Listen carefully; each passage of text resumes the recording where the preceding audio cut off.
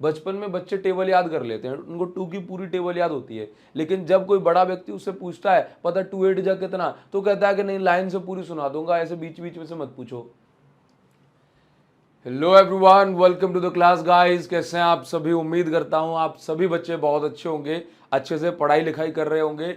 अगर कोई दिक्कत भी है पढ़ने लिखने में तो परेशान मत होना, अभी आपके पास सफिशिएंट टाइम है। आप अभी से पढ़ोगे तो आप बहुत अच्छे मार्क्स स्कोर कर सकते हैं, ये मैं आपसे कह रहा हूं। मेरा आपसे वादा है कि आप बस छोटी छोटी बातों को फॉलो करो और आपको आपकी मंजिल तक पहुंचने से कोई नहीं रोक सकता। आपने अगर मन में ठान लिया है कि मुझे 70 आउट ऑफ 70 मार्क्स चाहिए तो वो आपको मिलेंगे। अगर अगर एक आध नंबर से आप मिस भी हो गए तो आप उसके बहुत क्लोज तो पहुंच जाएंगे, क्योंकि एक आध नंबर की मिस्टेक बिल्कुल ह्यूमन मिस्टेक होती है, सब बच्चे कर सकते हैं, है ना। तो हमारा टारगेट पूरा होना चाहिए, हमें उसके लिए पूरी मेहनत करनी है ना। और किस तरीके से आप अभी से भी, अक्टूबर से भी अगर आप सही ढंग से पढ़ाई करते हैं तो आप अच्छे मार्क्स लेकर के आ सकते हैं। हो सकता है कि आपके अभी क्वार्टरली हाफ ईयरली एग्जाम में जो मार्क्स हैं वो अच्छे ना आ पाए हों, लेकिन अब फिर से एग्जाम्स होंगे, आप उनमें अच्छा करें, है ना। उसके बाद एक और एग्जाम होंगे, आपके प्री बोर्ड होंगे, आप उसमें और अच्छा करें। हाँ, तो ये जो क्वार्टरली हाफ ईयरली जो एग्जाम्स होते हैं ये गलतियां करने के लिए ही होते हैं कि हम इनमें गलतियां कर दें और इन गलतियों को फिर दोबारा से रिपीट ना करें। एक अच्छा इंसान, अच्छा स्टूडेंट वही होता है जो गलती एक बार कर दे उसको दोबारा से सही कर ले, बस, है ना। बार बार उसी गलती को रिपीट नहीं करना है अपन को।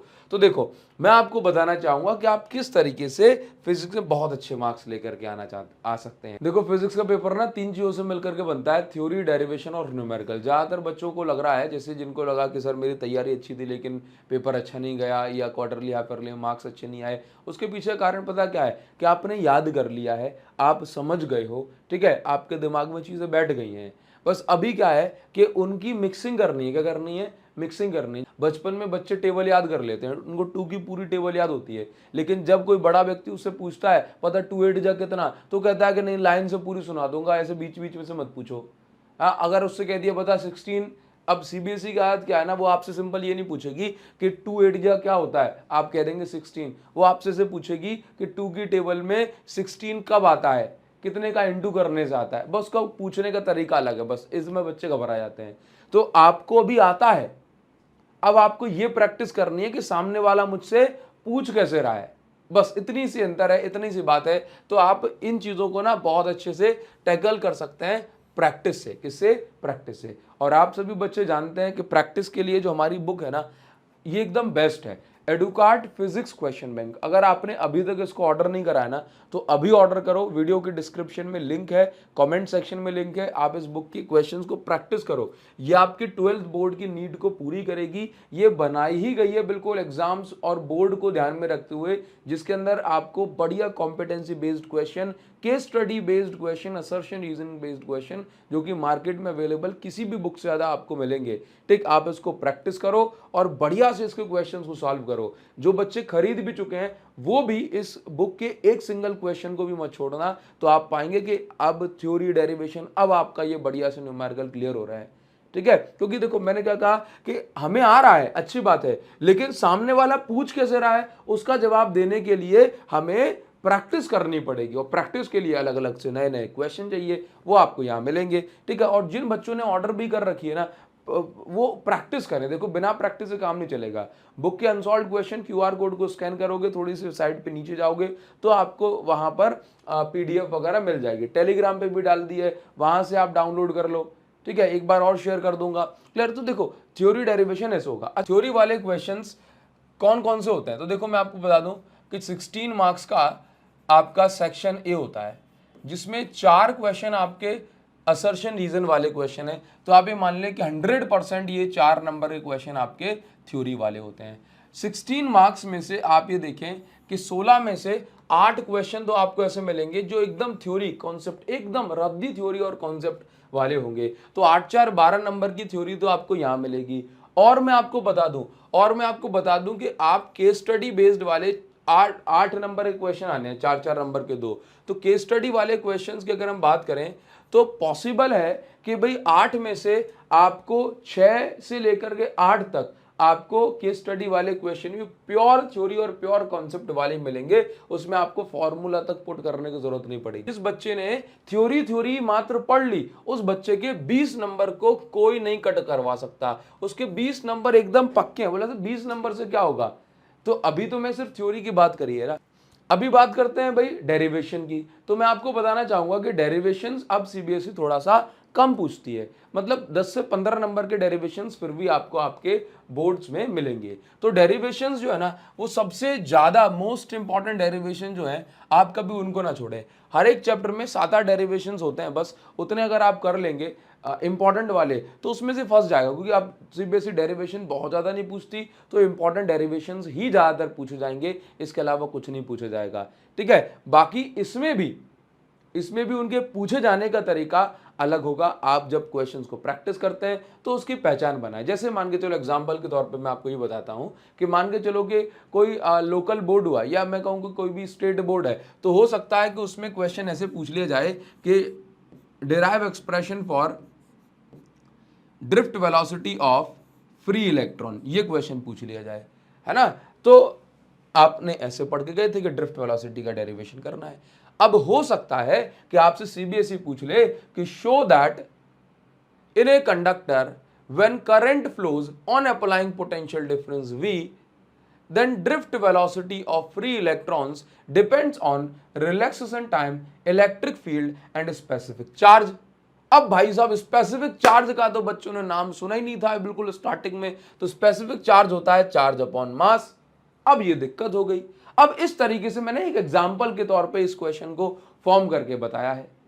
क्लियर है। तो बस ये चीज आपको याद रखनी है कि क्वेश्चन पूछने का जो तरीका है वो अलग हो जाएगा। तो आपको ये भी लग सकता है कि लो देख लो, मैंने तो जो है करके आया था इस चैप्टर में से और पूछ लिया क्या गया, है ना। तो बस डेरिवेशंस को अच्छे से करें। क्लियर है। और इंपॉर्टेंट क्वेश्चंस को जरूर से करें, इंपॉर्टेंट क्वेश्चंस को। ये क्वेश्चन जो मैंने बताया ना थ्योरी, ये 20 नंबर जब मिलेंगे जब बढ़िया से रगड़ लोगे इनको। क्लियर है। अच्छा, एक चीज इसके बाद न्यूमेरिकल की हम बात करें तो न्यूमेरिकल में मैंने आपको पहले ही बताया था कि, और आपने अगर एनालिसिस देखें पिछले वीडियो में, तो मैंने आपको जो एडिशनल प्रैक्टिस पेपर का भी एनालिसिस दिया, तो उसमें ये पाया गया कि भाई साहब इसमें 10 क्वेश्चन, या कहूँ कि 10 नंबर के जो क्वेश्चंस हैं वो तो ऐसे हैं कि आप बस फॉर्मूला पुट कर दो और आंसर निकाल लो। फॉर्मूला पुट कर दो। मैंने पिछले बार भी जोर दिया था इस बात पे और अभी भी दूंगा कि जो बच्चे फॉर्मूला याद नहीं करेंगे ना, उन बच्चों की बैंड बच जाएगी। याद रख लेना, पहले ही बता रहा हूं, फॉर्मूला याद करने बहुत जरूरी है। मुंह से बोले सवाल और फॉर्मूला निकल के आए। ईमानदारी से बताना, अभी मैंने ड्रिफ्ट वेलोसिटी का फॉर्मूला लिखा था, VD is equal to EE tau upon M। ठीक, ये फॉर्मूला पहले से कितने बच्चों को याद था? हाँ, कि सुना आपने और डायरेक्ट आंसर आ गया। आसान है। अब आपका होमवर्क ये है, अगर आप जानना चाहते हैं कि मेरी तैयारी क्या चल रही है, मतलब बेसिक तैयारी, बेसिक की बात कर रहा हूं, तो आप मुझे इसका दूसरा फॉर्मूला कमेंट करके बताओ। सेकंड फॉर्मूला, एक और फॉर्मूला होता है, रिलेशन वाली बात नहीं कर रहा हूं, I is equal to NEAVD। इसका एक और फॉर्मूला बनाया जा सकता है, ठीक है, ड्रिफ्ट वेलोसिटी का, वो आप मुझे बताओ कमेंट सेक्शन में। क्लियर। तब मैं आपको मानूंगा कि हाँ भाई, आप थोड़ा थोड़ा फॉर्मूले पढ़ना आपने स्टार्ट करे। पिछली वीडियो में भी मैंने आपको बताया था कि फॉर्मूले पढ़ो। अगर आपने अभी तक नहीं पढ़े तो फिर एग्जाम में फिर रोना ही पड़ेगा, और वो चीज अपन को नहीं चाहिए, है ना। तो न्यूमेरिकल करने के लिए पहले सारे फॉर्मूले आपके दिमाग में बिल्कुल सेट होना चाहिए। हाँ, कभी भी ग्राफ को मिस ना करें। कभी भी ग्राफ जो आएगा ना आपके एग्जाम में, है ना एक ग्राफ हमेशा आता है, तो कभी भी ग्राफ को मिस ना करें। जहां पे जो ग्राफ देखो, एनसीईआरटी की बुक खोलो, ग्राफ देखो, उसको करो। क्लियर है ना। एनसीईआरटी के एग्जाम्पल जरूर लगाओ। अब एक्सरसाइज, एनसीईआरटी की जो एक्सरसाइज है ना, उसमें अब ऐसा कुछ खास नहीं बचा है, लेकिन एनसीईआरटी के एग्जाम्पल जरूर लगाओ। एनसीईआरटी के एग्जाम्पल आपके दिमाग को डेवलप करने के लिए, बोर्ड्स के लिए बहुत बहुत ज़्यादा ज़रूरी है। जरूर से लगाओ, फॉलो करो। मैं आपको कुछ ज़रूरी बात बताने वाला हूँ, इस पर आप ध्यान देंगे। देखो, एक्चुअल में क्या होता है ना कि फिजिक्स के ना 2 पार्ट हैं। मैं एनसीईआरटी के पार्ट की बात नहीं कर रहा हूँ, फिजिक्स के 2 पार्ट्स हैं।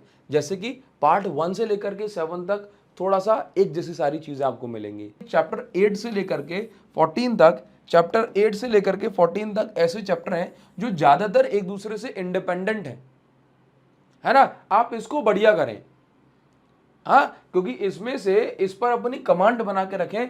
हाँ, ये एंड वाले चैप्टर्स होते हैं ना, तो इनमें से उतने हार्ड क्वेश्चंस नहीं पूछे जाते, ऐसा देखा गया है। आप पिछले कई सालों के पेपर्स को एनालाइज करेंगे तो आपको देखने को मिलेगा कि जो डिफिकल्टी लेवल ना इस पार्ट का होता है ना, वो डिफिकल्टी लेवल इस पार्ट का नहीं होता, है ना। जैसे इसके अंदर dual nature of matter and radiation आएगा, एकदम आसान जो है चैप्टर आपके लिए होगा। ठीक, ग्राफ वगैरह आपको करने हैं बढ़िया से। इसमें इलेक्ट्रोमैग्नेटिक वेव आ गया, एकदम सिंपल सा चैप्टर है। एटम न्यूक्लियाई में से आप ये देखें बिल्कुल छोटू छोटू से न्यूमेरिकल पूछे जाते हैं, तो आप ये देखेंगे कि इसमें 6 महीने और इसमें 2 महीने देना, ये बराबर रिजल्ट जो है आपको प्रोड्यूस करके देंगे, है ना। तो ज्यादातर बच्चे 1 to 7 में ही खोए रहते हैं हमेशा, इन पर भी ध्यान दो। ये ऐसे चैप्टर हैं जो कम टाइम में अच्छे से हो जाएंगे। और बच्चों एक चीज हमेशा याद रखना कि अगर कोई चीज हमें सिंपल लग रही है ना, तो उसको छोड़ना मत, कि बाद के लिए मत छोड़ना, पहले ही सिंपल है तो पहले ही निपटा दो, है ना। इससे क्या होता है, अदरवाइज कई बार क्या हो जाता है कि हम सिर्फ टफ के पीछे भागते रहते हैं और जो हमारी स्ट्रेंथ होती है उसको भी जो है हम उतनी पावरफुल वेपन अपने लिए नहीं बना पाते हैं कि उससे बहुत अच्छा स्कोर कर पाए, है ना। तो अपनी कमियों को पहचानो, उस पर वर्क करो बिना घबराए। फॉर्मूले सारी चीजें, एक एक फैक्ट आपको याद होना चाहिए। जैसे अगर मैं आपसे कह दूं, जैसे अगर मैं आपसे कह देता हूं इलेक्ट्रिक पोटेंशियल मेटल की सरफेस पर कितना होता है, सरफेस के अंदर कितना होता है, तो आपको याद होना चाहिए। जैसे अगर मैं आपसे कह दूं electric potential due to metal का जो ग्राफ बनेगा वो कैसा बनेगा, मेटेलिक स्फीयर ग्राफ बनेगा वो कैसा बनेगा, ये आपको पता होना चाहिए। तो ये छोटी छोटी चीजें हैं, वो आपको जरूर से आनी चाहिए, है ना। अब आप कहोगे सर मैंने तो ये पूरा पोटेंशियल पढ़ा है, हाँ, तो ज्यादातर बच्चे बना देंगे, जो नहीं बना पाएंगे वो घबराए ना। मैं आपको जल्दी ही नंबर ऑफ क्वेश्चंस को प्रैक्टिस कराऊंगा ताकि आपकी जो तैयारी है वो अच्छी हो पाए। आपको इस वीडियो में कुछ समझ में आया कि नहीं आया, जरूर से मुझे बताएं। ये वीडियो आपके लिए यूजफुल हो पाई कि नहीं हो पाई, है ना। और आपने अभी तक बुक ऑर्डर नहीं करी है तो कर दो, और अगर ऑर्डर कर दी है तो उसको प्रैक्टिस भी कर लो अच्छे से, ठीक है। मिलेंगे आपसे नेक्स्ट वीडियो में। जो बताया है उसको फॉलो करें और तसल्ली के साथ जो पढ़ाई करें, कोई घबराने वाली बात नहीं। अभी आपके पास टाइम काफी है, टेंशन फ्री होकर के विदाउट पैनिक होके आप पढ़ाई लिखाई करें, आपका रिजल्ट बहुत अच्छा होगा। ठीक, thank you so much, thanks a lot, see you again in the next video, thank you.